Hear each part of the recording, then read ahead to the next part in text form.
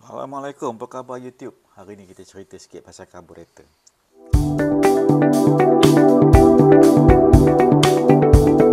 Carburetor yang depan ni standard carburetor PZ19.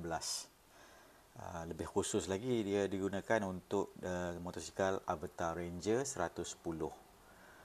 Banyak motosikal boleh guna asalkan muat dan cc dia lebih kurang sama. Boleh digunakan. Jetting mungkin kita perlu ubah, kita perlu adjust, itu saja. Apapun, mari kita tengok carburetor Avatr ni, apa dia ciri-ciri carburetor ni, dan macam mana kita nak adjust carburetor. Okey, mari kita tengok secara dekat lah. Okey. Okey, ni sisi tepi sebelah kiri carburetor. Ni belakang carburetor yang masuk kepada intake manifold. Okey, kalau kita tengok ni PZ19 bermakna pembukaan ini Pembukaan ini 19 mm. Itu je. Kalau kita nak carburetor yang lagi power untuk motosikal kita, mungkin kita letak PZ21. Tapi janganlah lebih daripada tu. 24 pun boleh kalau nak letak. Tapi saya kata dalam PZ21 tu cukup lah untuk motosikal ni. Pasal dia tak berapa besar. Kalau motosikal besar tu lagi okey lah. Skru ni, jarak antara skru ni, tengah-tengah dia dan ke tengah-tengah dia 48. Banyakkan standard. So ini belah belakang interface kepada motosikal punya manifold. Ada gasket ni, satu o-ring ni jaga-jaga. Dan selepas o-ring ni ada satu plate warna hitam tu, backlight plate tu. Dan backlight plate tu juga ada satu o-ring menghala ke manifold. Yang itu saya masih terpasang lah. Yang itu boleh beli dalam RM3 satu kalau kita nak buat spare. Okey. Ini sisi belah kanan. Sisi belah kanan motosikal ni, mari kita tengok. Skru dia Ini idle adjust. Idle, kita nak maintain idle. Apa yang dia buat bila kita pusing ni ke dalam clockwise, dia akan tolak dia akan tolak slider tu ke atas. Dia akan buka sikit slider ke atas. Jadi kalau kita pusingkan ke kiri, dia akan tutupkan slider tu. Itu saja dia buat. Dia ada biasing. Kita boleh nampak, kita pulas ni, kita tolak ni, dia slider tu akan buka ataupun tutup. Dia akan buka dan tutup. Okey. Belakang skru idle adjust ni skru ni pilot jack. Pilot jack ni untuk masa starting ataupun bila kita buka throttle tu sikit, dalam bawah daripada 20% throttle, ni pilot jack ni menggunakan yang penting, pilot jack. Nanti saya buka bowl, kita tunjuk pilot jack. Pilot jack ni, ini fuel air mixture untuk pilot jack. Kita boleh adjust. Selalunya apa yang kita nak buat, kalau kita nak adjust ni, kita tutup habis. Jangan ketat sangat untuk rosak. Lepas tu kita buka 1/2 cukup lah. Kita buka 1/2. Pusingkan. Okey, setengah. 1/2. Okey, kita bukakan 1/2 ataupun 1 suku lah. Biarkan kat situ. Sebelum nanti kalau kita nak buat adjustment, baru kita akan buat adjustment di motosikal.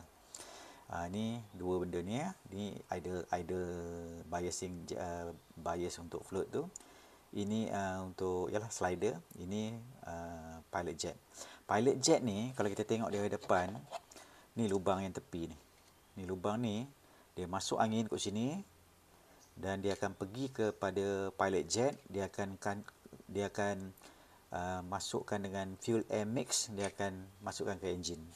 Jadi lubang ni adalah lubang untuk pilot jet. Lubang bawah ni untuk main jet punya lubang. Lubang atas ni dia terbuka. Nanti saya tunjukkan lagi satu adjustment yang ada pada carburetor. Okey, ni belah kanan. Belah hadapan dia standard lah. Dia opening dia ni lebih kurang 36 mm. Dia ada satu choke dia. Choke ni selalu terbuka dia. Kalau kita nama pun choke, cekik. Cekik, bila dia cekik ni, bila kita tarik ni, bila sejuk, kita tarik ni, apa akan berlaku? Angin akan semua melalui pilot jet ni. Semua akan melalui pilot jet. Main jet tak sangat, pasal slider ni kita tak tarik lagi. Kalau kita tarik, dia akan melalui situ juga. Jadi semua akan masuk angin kat sini dia akan masuk ke enjin. Jadi bayangkanlah kita dah tak ada angin kat sini, kita bypass, kita masuk semua kat sini, jadi fuel mix tu akan jadi rich. Jadi akan rich daripada minyak ke banyak lah. Tu rich, itu choke. Jangan lama sangat choke. Bila dah okey, baru kita release choke. Selalunya di Malaysia ni cuaca kita panas, tak berapa perlu sangat lah. Kalau kita perlu tarik choke tu, maknanya adjustment ini dah tak apa betul. Adjustment ni tak apa betul. Mungkin dia terlampau lean. Kita kena bagi dia rich sikit. Dari segi jetting pun ada efek, tapi jetting selalunya kalau daripada factory dah set jetting jarang diusik. Yang ini je boleh diusik. Okey, mari kita tengok belah atas. Belah atas ni untuk slider dia. Mari kita buka slider dia. Ni saya dah tukar carburetor ni. Ini semua Avatar punya ya. Okey, slider ni dia tali minyak masuk ke sini. Dia lalui spring ni. Masuk sini, lalui spring dan dia akan pergi ke slider. Okey, dia masuk sini dan dia kena letak kat situ, cengkok situ kan, slider. Slider ada alur ni. Pastikan alur ni sama dengan selalunya dengan inilah. Belah sini dia ada satu pin. Jadi untuk alur tu masuk, dia ngam masuk cantik ya. Jadi kita letak masuk cantik, dia tak lepas tu ya. Kerana slider ni juga ada bahagian tirus sini untuk skru ini menekan untuk mengangkat slider tu, biasing dia. Okey, slider ni selalunya jarang di adjust, tapi boleh di adjust. Biasa ini salah satu bahagian yang penting. Ini jet needle. Jet needle ni bila slider kita tarik slider, dia akan buka antara main jet dengan jet needle valve tu, dia akan buka dan dia akan masukkan angin. Jadi untuk RPM yang rendah, throttle kita buka sikit, pilot jet akan berfungsi. Selepas lebih kurang 20%, slider valve ni akan buka, angin akan masuk lebih dan needle jet ni akan buka, masukkan minyak. Dia akan mula buka. Itu pasal needle jet ni dia ada shape juga macam tu ya. Jadi needle jet ni akan buka. Ni pun penting. Needle jet ni akan buka. Dia akan buka sampai lebih kurang 70% gitu. Bila buka habis, barulah main jet akan berfungsi sepenuhnya. Ya, bila dia buka habis, main jet akan jalan sepenuhnya. Idle jet ni dia ada adjustment. Itu saya malah nak buka. Dia ada sini adjustment. Dia ada macam takuk. Dia ada lebih kurang 5 takuk. Selalunya adjustment dia kita letak pada takuk tengah. Dan kalau kita nak bagi dia angkat cepat, kita turunkan takuk, bagi dia needle jet ni naik. Ataupun kita nak lambatkan dia, kita naikkan takuk tu supaya needle jet ni turun lebih ke bawah. Tapi selalunya jarang orang usik benda ni ya. Boleh diusik tapi jarang orang usik needle jet ni. Okey, tu belah atas. Ini bahagian ni tak nampak, tapi selalunya ada angin, masuk angin ya. Ini angin masuk ni, kalau jangan tengok bergantung pada carburetor dia halus lubang dia. Kalau kita tengok dia masuk sini, dia pergi ke sini, dia pergi ke reservoir ni. Ini breather untuk reservoir. Jangan tersumbat lah ni selalunya ni. Sepatutnya ada lubang halus. Ni lubang ni nak kena bersihkan lah. Jangan setengah carburetor lubang tu boleh nampak. Ni halus sangat. Jadi ini lubang breather untuk reservoir. Penting. Okey, kita tengok lagi. Belah bawah, tak ada apa, bowl. Ini 17mm yang kita buka. Dalam ni ada filter satu je lah. Ini skru ni besar, tapi janganlah kita ikatkan macam ikat tayar kapal terbang ataupun tayar kereta api. Jadi kita buka ni. Kita buka. Dalam ni ada satu filter. Ini bila kita boleh nak servis, kita boleh buka keluar kan. Keluarkan. Dan satu filter. Itu filter dia. Ada O-ring situ O-ring dalam tu. O-ring ni dalam ni. Ni kalau kita beli servicing kit, kita boleh tukar lah O-ring ni. Letak kat situ. Jadi itu kita filter je dalam tu ya, kita boleh buka. Okey, belah sini kita ada stopcock. Ni penting stopcock ni. Selalunya kalau dekat motor, stopcock ni terbuka. Yang ni ada hose minyak kan. Jadi kalau kita nak cabut karburator, jangan cabut hos minyak ni. Nanti cabut hos minyak, minyak melempah susah ataupun kita kena drain. Jadi apa yang kita perlu buat, kita buka stopcock ni. Apa yang kita buat, kita offkan ni. Offkan stopcock ni. Lepas tu kalau boleh kita drainkan minyak. Di sini ada drain dengan tube. Tube dia meleleh keluar, kita taruh botol. Kita buka skru drain ni. Jadi skru drain ni kita longgarkan, minyak akan keluar ikut sini, jadi bowl ni akan kosong, semua ni akan kosong. Bila dah kosong, baru kita buka, kita dah letakkan off, kita boleh tanggalkan stopcock ni. Okay, kita tanggalkan stopcock ni. Ini stopcock ni saya gunakan daripada motor yang saya beli, karburator baru. Pasal karburator punya saya malas nak cabut daripada motor. Jadi saya gunakan yang lama punya tu, kembalilah. Pasal tak ada payah saya buka fuel hose. Kalau tidak, bila kita buka fuel hose nanti leceh. Dia boleh, yalah, petrol keluar kan. Itu satu cara ni, buka ni. Jadi kita buka ni, dia ada O-ring sini. Jadi ada dua skru. Ni selalunya dia akan tertinggal pada motor lah macam ni. Jagalah O-ring ni, kita simpan O-ring ni, jangan bagi jatuh. Dan skru dua kecil ni kita janganlah jatuhkan, hilangkan ya. Jadi kita kena buat macam itulah. Jadi yang bahagian ni akan tinggal pada motosikal, dan daripada off dia akan, minyak tak akan keluar. Tu pentinglah benda ni. Jangan cabut tangki selalu minyak tu. Tu masalah. Pasal tak penting. Dan bila kita dapat tu, stopcock dah dibuka. Okey. Jadi mari kita buka bowl. Kita buka bowl ya. Bowl. Sebelum tu kita tunjukkan, ini dia punya drain fuel drain ya, fuel drain. Kalau kita buka sikit, dia akan keluar di sini ya.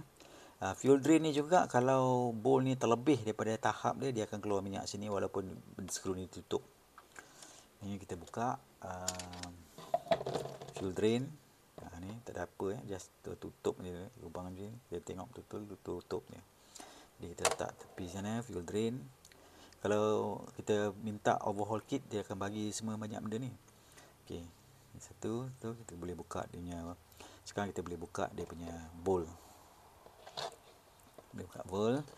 Motor ni 2 skru saja. Karburator ni 2 skru saja. Ada yang 3 skru, ada yang 4 skru, bergantung pada karburator lah ya.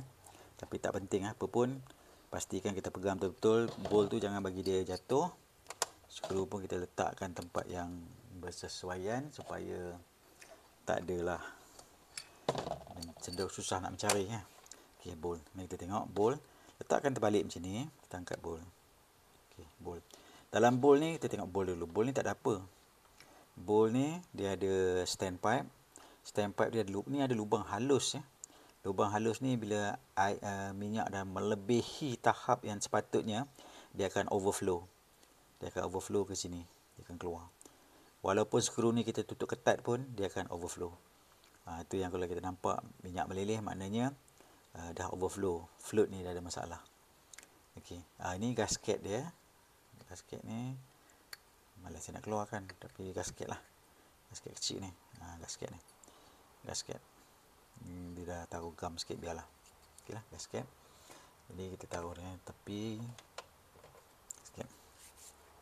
Okey, ni float. Float, dia ada float valve situ. Dan dia ada pin dia. Tarikkan, keluarkan pin dia perlahan-lahan ya. Pin dia ada. Sini perlahan-lahan. Tarik keluar pin. Dan float ni ada float valve ya. Ni benda ni. Ni benda ni boleh tukar ni. Ni kecil je. Dia gantung situ. Ni float valve ni ya. So ni float. Taruh situ. Dan float valve. Float valve ni dia duduk dalam ni ya. Kat sini. Untuk matikan. Macam tangki jamban lah. Tandas lah. Dia akan tutupkan minyak tu. Kalau benda ni dah tak elok, atau float dah tak elok, itu yang boleh overflow. Jadi kita letakkan dalam ni. Float valve. Float valve dia duduk kat situ. Okey, ini dia. Ini pilot jet. Ni main jet. Okey. Kita buka pilot jet. Buka pilot jet.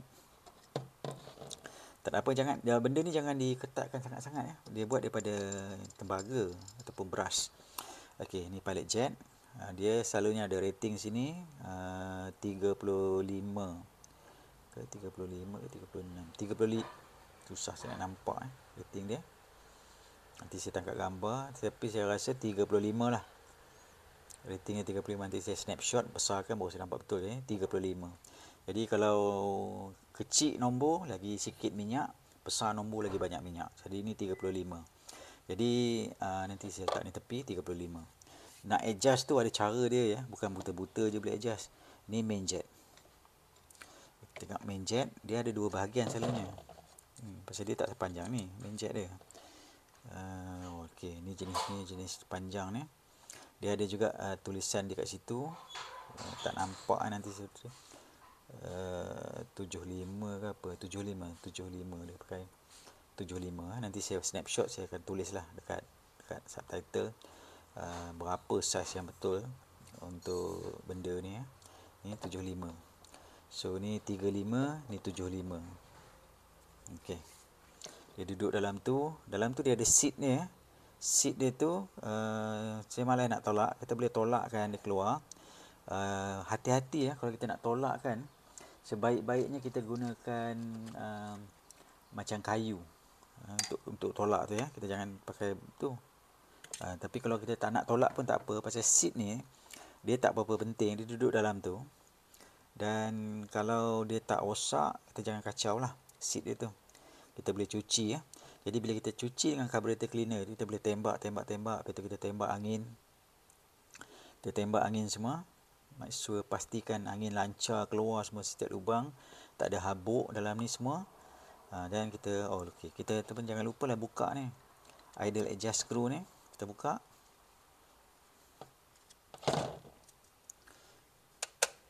Dan main jet, pilot jet kita buka.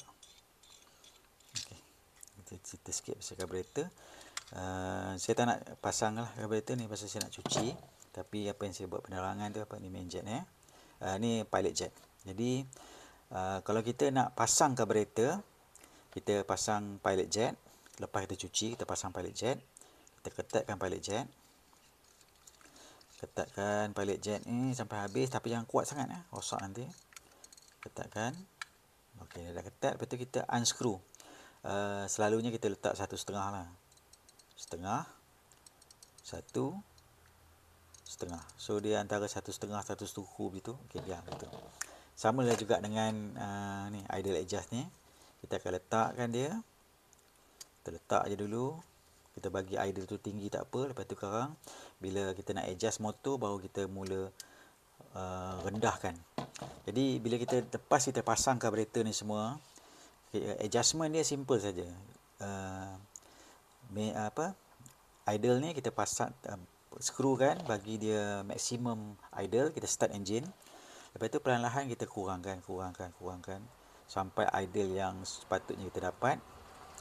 Kita kurangkan. Bila engine dah panas tu, dah cantik, lebih kurang 5 minit gitu, 10 minit ke, dah panas, dah cantik, baru kita mula adjust yang ini. Saya selalu adjust ini macam ni. Saya adjustkan ni, masa engine tengah berjalan, saya akan pusingkan ni sampai saya rasa engine macam nak mati. Pusing. Bila kita rasa macam engine tu nak mati, kita cepat-cepat patah balik lah. Okey, patah balik. Kalau kita rasa enjin tak nak mati kat situ, kita patah balik satu pusingan. Sudah cukup lah. Pasal dia takkan habis kita tutup. Dia nak mati. Dia dah mula nak mati, kita putuskan satu pusingan. Tapi carburetor semua mesti kena dalam keadaan baik lah kalau kita nak adjust ni. Kalau tidak, nanti ada benda-benda lain yang tak berapa cantik. Dia akan menyebabkan susah kita nak adjust carburetor. Ni tak ada apa, ni choke punya mekanisme. Selalunya kita cabut choke ni. Tak boleh buka sini. Kita nak buka ni, kita tarik ni, buka skru ni, keluarkan plate ni, dan kita boleh tarik. Tapi ni tak berapa penting untuk dibuka pasal tak ada apa adjustment yang perlu dibuat. Itulah dia carburetor Avatar. Dan saya rasa carburetor ni tak ada apa rosakan Apa yang saya perlu buat nanti, saya akan pasang balik carburetor ni. Saya akan cuci cantik-cantik, pasang balik, saya simpan buat spare je lah. Pasal saya rasa carburetor ni pun masih baru. Saya tak nampak apa kerosakan yang teruk pada carburetor ni. Dan saya rasa karburetor ni masih boleh digunakan lah. Cuma saya perlu cuci dan simpan karburetor ni baik-baik. Baiklah YouTube, terima kasih. Itu saja saya cerita pasal karburetor. Dan penting kita, pasal zaman sekarang ni motosikal dah mula kepada fuel injection. Bila fuel injection, kita hanya perlu ECU, tukar ECU, program ECU dan injector sistem. Kita tidak ada lagi menggunakan karburetor, kerana karburetor ni betul-betul basic engineering. Jadi sekiranya kita tak berapa memahami basic engineering, agak susahlah kita untuk memahami karburetor. Jadi kita kena faham betul-betul karburetor, fungsi-fungsi dia, venturi function dia yang menyebabkan dia menyedut minyak dan mengawal minyak. Itu penting untuk memastikan karburetor berjalan lancar. Avatar Ranger ni menggunakan karburetor. Jadi salah satu sebab kenapa saya pilih motosikal ni lah, kerana mudah untuk saya repair dan servis. Kerana saya jalan solo jarak jauh, sekarang ke motosikal tu menggunakan peralatan yang canggih-canggih. Mungkin susah untuk kita membaiki sendiri sekiranya tak ada alat ganti. Karburetor ni memang boleh dikatakan susah nak rosak. Karburetor paling teruk pun dia susah nak start. Kita boleh cuci sini sana, buka sini sana, kita boleh cuci dan kita akan dapat motosikal yang boleh berfungsi. Karburetor ni juga murah, kita boleh beli online dalam RM30 yang betul-betul murah punya, ataupun kita boleh beli yang mahal punya RM150-200 yang original Honda original, kita boleh beli, tapi tak perlulah. Pasal yang penting karburetor ni kita kena servis, cuci, dan kalau kita dapat karburetor yang cantik lebih kurang RM70 pun dah sudah okey dah. Okey, yang saya pakai sekarang ni RM28.50. Cukuplah. Okeylah YouTube, itu saja saya nak cerita pasal karburetor. Dan karburetor ni sangat mustahak untuk function engine. Okey, bye bye. Terima kasih.